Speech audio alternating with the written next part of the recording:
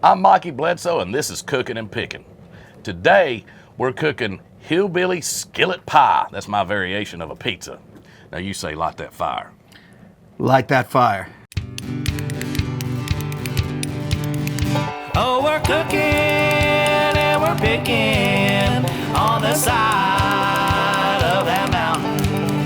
Yes, we're picking and we're cooking, and you know the food is right, 'cause we're cooking and we're picking. Listen to the songs right here. Well, we're cooking and we're picking at the Luck Starr Valley, Tennessee. All right, like I said today, we're gonna do a Hillbilly Skillet Pizza. Or Skillet Pie. That's what I like to call it. It's my variation of a pizza. Today on the program, I have Mr. Gerome Thomas. Hello, sir. Thank you so much for coming on. He's gonna sing Absolutely. us a song here in a little bit. He's gonna help me fix some pizza for you folks, and then Yes, we're sir. gonna step over to the stage. What I usually do on this pizza, I've got 2 cups of flour. Now you can use bread flour, you can use just all-purpose flour, whatever works best for you. I've got 1 or 2 tablespoons of Italian seasoning, 1 tablespoon of onion powder, about a couple teaspoons of sugar, some minced garlic, a little bit of butter. I've got about a quarter of a stick there. Your pepperonis, your cheese, and whatever you want to put on top. And that's about all you need for this recipe. We'll get together, start putting this thing together right now. Oh, you also need some warm water. But it's what I like to do is get all my dry ingredients put together. Get everything all in your bowl. Get it mixed up real good in there. It's pretty simple.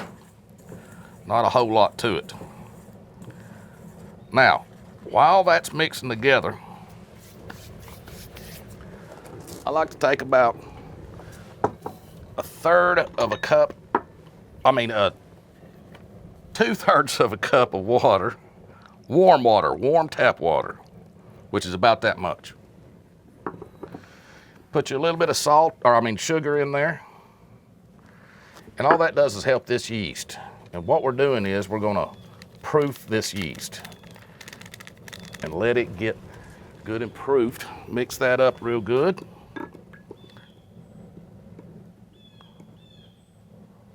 While that's proofing, and the way you know it's proofed, it'll bubble. You'll get some bubbles up there. It'll start to activate here in just a minute.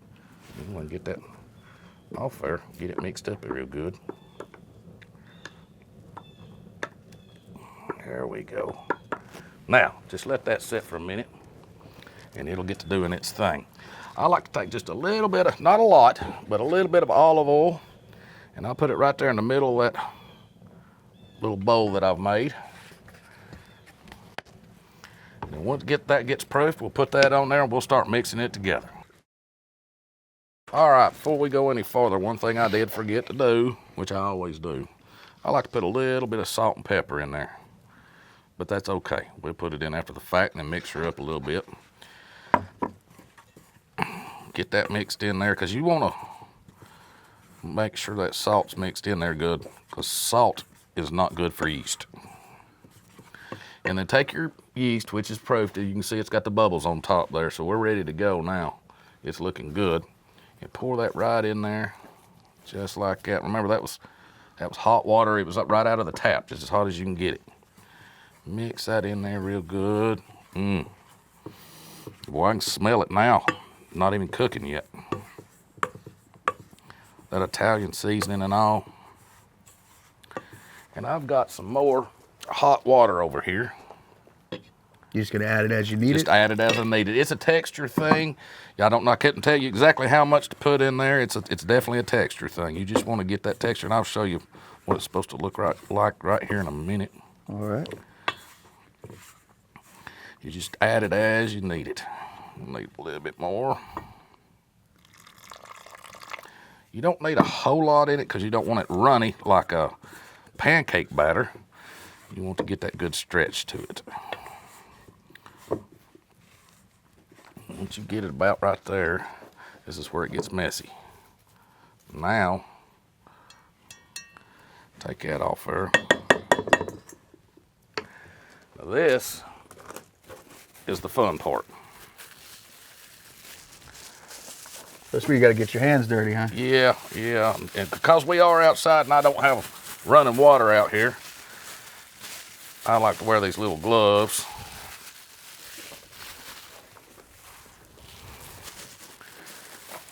If I can get them on. These are the awfulest things to put on your fingers. All right, then you take it and start to get it mixed up real good in there. And what I always do is I said it takes 2 cups of flour, but always have you just a little bit extra, because what we're gonna do is put a little bit right there on our table. Mix it around real good, just so it don't stick to the table or yourself. Just fold it over back on itself and just keep folding it and kneading it. And you need to knead this for about 5 to 10 minutes. That's all you need. And then what you're gonna do is you're gonna put it back in your covered bowl. All right. And you're gonna let it sit for about an hour. Pull it back out and knead it again. Then you're gonna put it back in the bowl and let it sit for, I don't know, 3 hours or so. And then you pull it out and you knead it for the last time, and that's when you're ready to use it.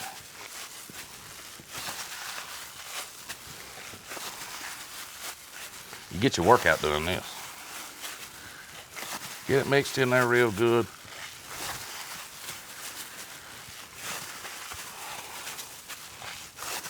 Once you get down to the consistency you need, what I like to do is take just a little bit of the olive oil, and I can get a hold of it. Put it back in my bowl. Mix that around just a little bit. And the reason I'm doing that is just simply so it won't stick to it. And I'll get a little bit on both sides. Once you do that, take you a towel or some of that plastic covering and put on it. Today I've got a little lid I'm gonna sit on top of it. I'll leave it a little bit loose so it gets some air. Set it in a nice warm place and let it sit for about an hour. And like I said, then you're gonna knead it again.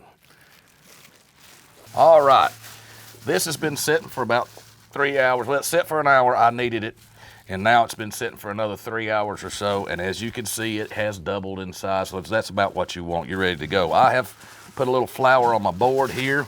We're gonna pull it back out. Oh yeah, it's looking good. Pull that back out, and we're gonna knead this in and get it the consistency we want. Ready to go. It's looking good. You want to look there again, knead it for about 5 to 10 minutes or so until you feel as though you're happy with the consistency.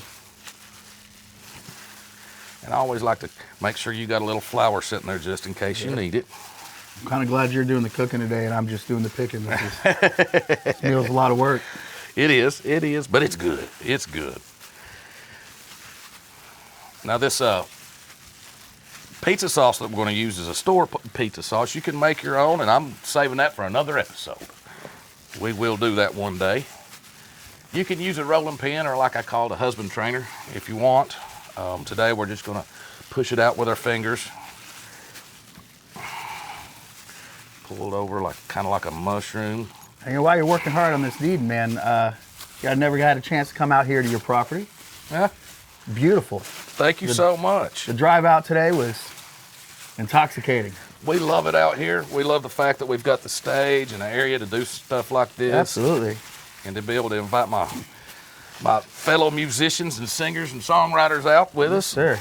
Man, it being fall, just the colors on the way out, it's absolutely beautiful. Beautiful day today. Over here in the Sequatchie Valley. All right.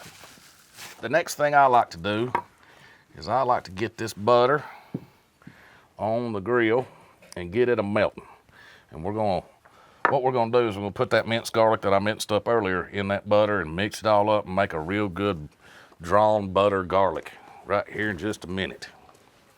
While that's working, we're gonna take this dough, go put it in our pan.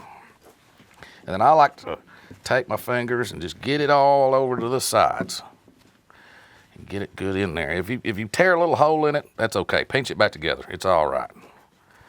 Get a little bit down there in the middle. Sometimes I do this. I do a stuffed crust. Today we're not doing that. We're doing a little bit different. Once you get all that ready, now all we have to do is wait on this butter to melt, and we'll be ready to put it on. All right, this butter is about ready to go. Let me pull it off there. Oh yeah. Man, that garlic. Oh, God, love it. And what I like to do is take my garlic butter and just paste it right there on this dough. Now, what I've seen a lot of people do is they'll use garlic powder, and I thought, well, no, I'm not going to do that when I can do the real stuff. That's right.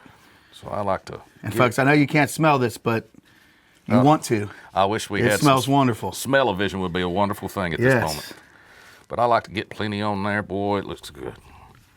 All right, once we do that, the next step is let's get our ingredients put together here. Let me get this glove off. Now, one of the things that I did today is I'm just using a store-bought pizza sauce. You use whatever your favorite one is. I do make my own pizza sauce. I didn't for today's episode. That's another episode altogether. We will be doing that in the future.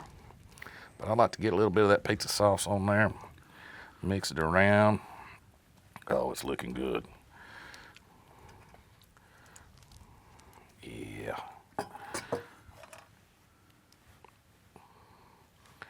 Get plenty on it, but don't put too much. A lot of people like extras, some people don't. Once I do that, now it's time for the cheese. All right. And I like a lot of cheese. You can never have too much cheese. That's what they always say, right? Absolutely. I'm using a shredded mozzarella. You can use whatever you want. This is just a traditional pizza. That's another one of them big words. Oh, yeah. This is a Hillbilly Skillet Pie right here. And you use whatever you want. Sometimes I do a supreme. I'll use a bunch of vegetables, some onions, some bell peppers, some jalapenos. Oh, yeah. Today, we're just going to do a traditional pepperoni pizza. Make sure you get plenty of pepperonis on there. All right, once I get all my ingredients on my pizza, I like to stick it on my grill. We're just going to take the pan straight to the grill. Take the pan straight to the grill. Now, what I've done is I've got a 12-inch skillet, and there's a 12-inch lid off of one of my Dutch ovens. Okay. And that way, we can get that top done real good. Oh, man. Now, you can do this in a Dutch oven, or you can do it in a skillet. So this is going to make it bake instead of just cooking from underneath. Exactly, Yeah. exactly. And I like to put plenty on top because I like to get that cheese good and done with maybe even a little bit of crusty on it.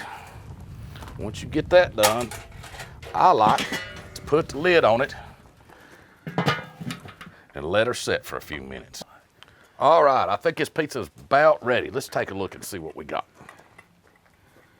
Oh, yeah, she's looking good.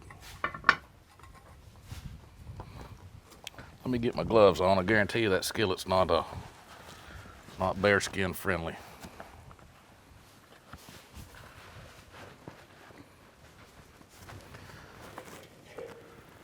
All right. Yeah, that looks good right there. Yes, sir. Well, while that's cooling, Mr. Gerome, Yes, sir. can I ask you a few questions? Absolutely.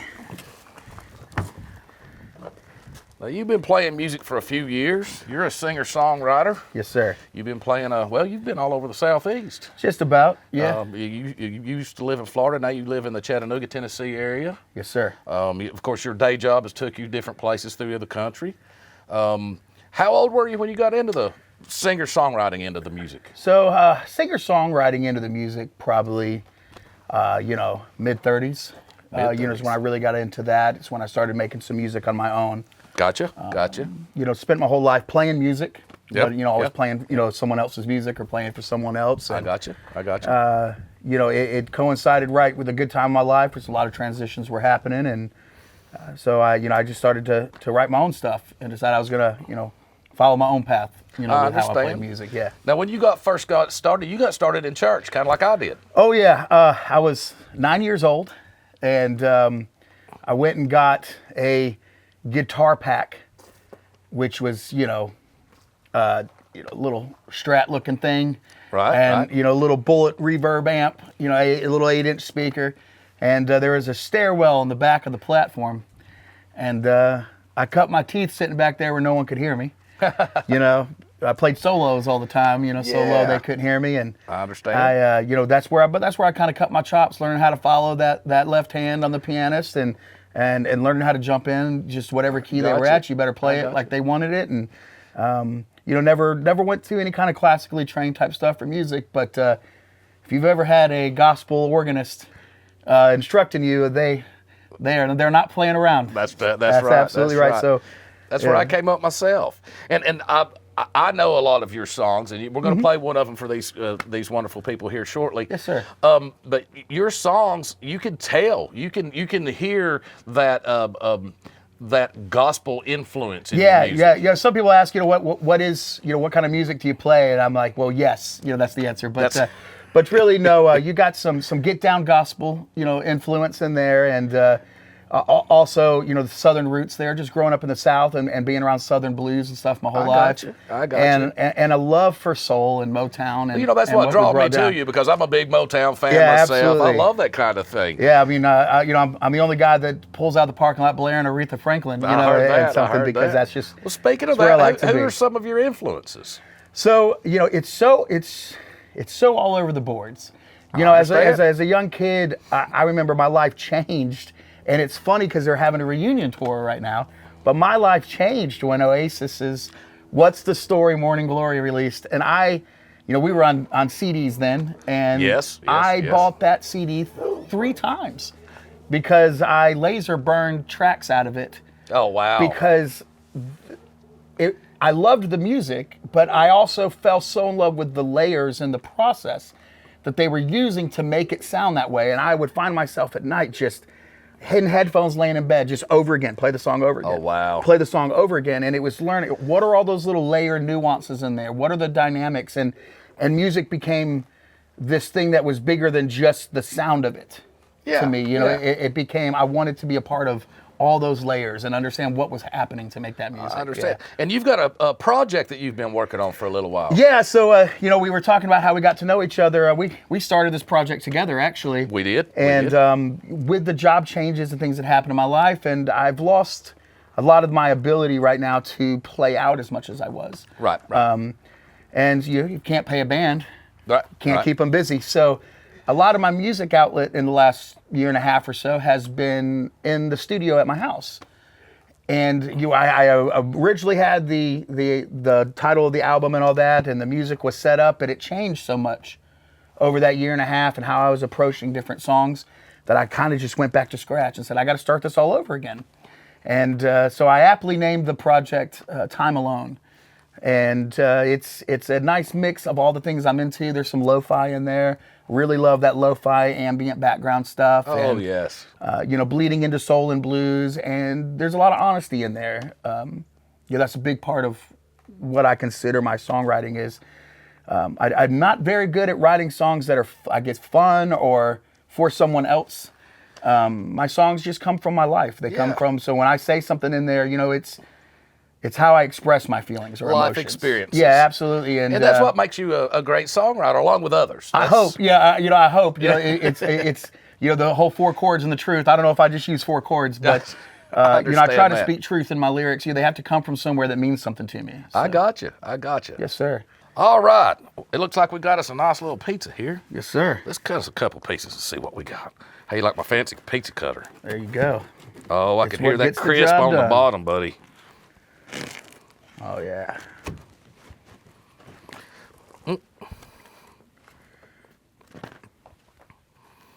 Getting those little slice right through there. All right. It ain't the prettiest pizza, but it's a pizza. Here, get you a piece, buddy. All right, man. I'll dig right on in here. Yeah, let's give her a shot and see what we Yes, got. sir. Oh, look at that cheese. Yes, sir. All Oh, right. look at that. That bottom turned out just a golden brown. That's just beautiful. Yes, sir. Oh, let's give her a shot and see what we got. To you, my friend. Yes, sir.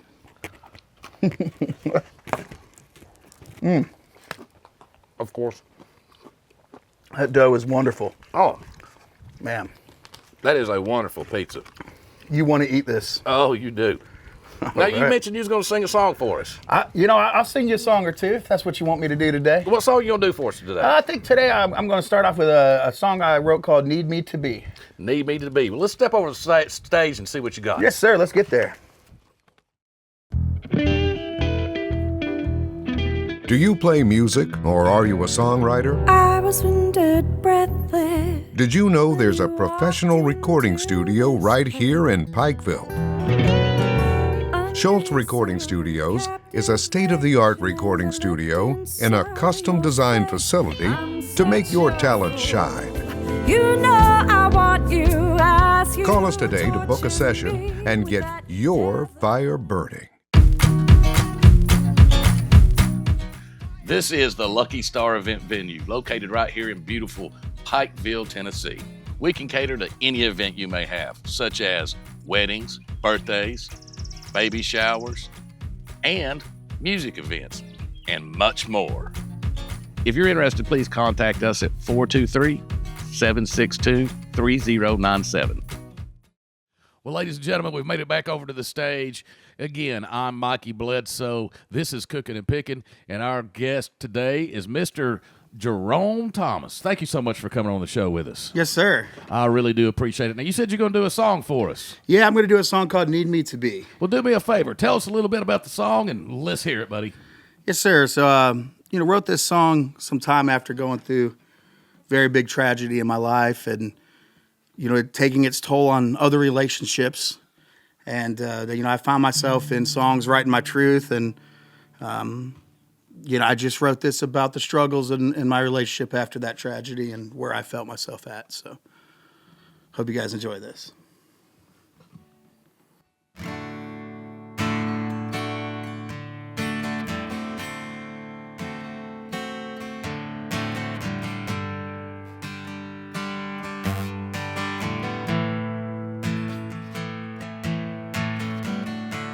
And what can I say about how I feel?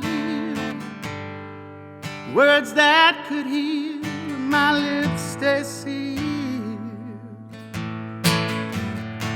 'Cause first things first, I gotta get past my hurt. 'Cause how can I fix you when I'm broken the same way too? So if you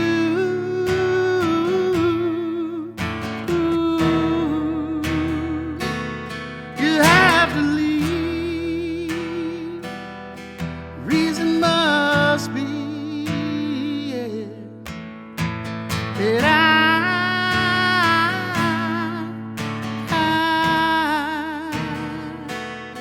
I can't be the man you need.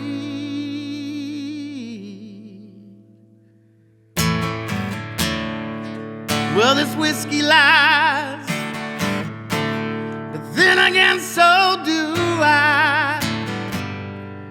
How to fix this hell now, baby, I can't tell. And there's just too much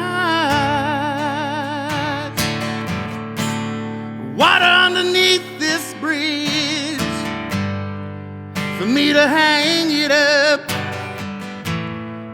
for me to call it quits. So if you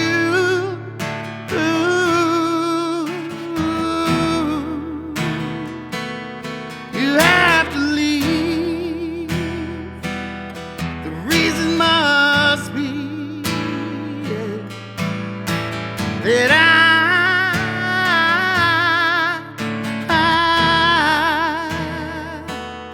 I can't be the man you need.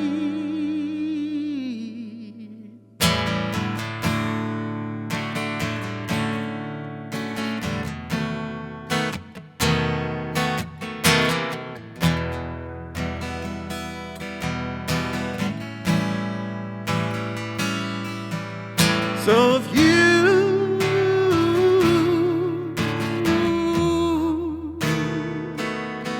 have to leave,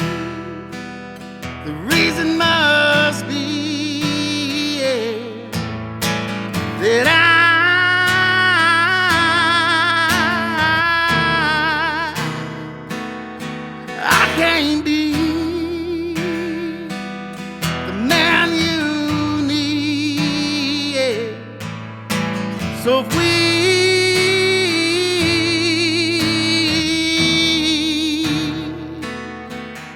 we're through, I won't blame you.